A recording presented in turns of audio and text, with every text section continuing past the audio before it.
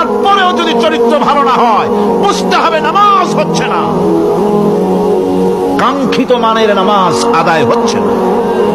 আবার শুনুন, রাসূল বলছেন, যার নামাজ তাকে পাপের কাছ থেকে ফিরাতে পারলো না, তার নামাজ নামাজ নয়, ওইটা নামাজ হয় নাই, যার জন্য তার পাপ থেকে তারে ফিরাইতে পারছে না।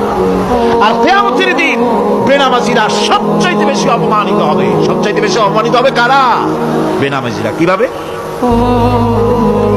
يوم يكشف عن ساق ويدعون إلى السجود।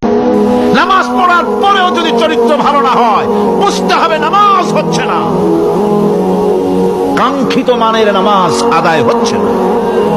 আবার শুনুন, রাসূল বলছেন, যার নামাজ তাকে পাপের কাছ থেকে ফিরাতে পারলো না, তার নামাজ নামাজ নয়, ওইটা নামাজ হয় নাই, যার জন্য তার পাপ থেকে তারে ফিরাইতে পারছে না। আর কিয়ামতের দিন বেনামাজিরা সবচাইতে বেশি অপমানিত হবে। সবচাইতে বেশি অপমানিত হবে কারা? বেনামাজিরা। কিভাবে? يوم يكشف عن ساق ويدعون إلى السجود।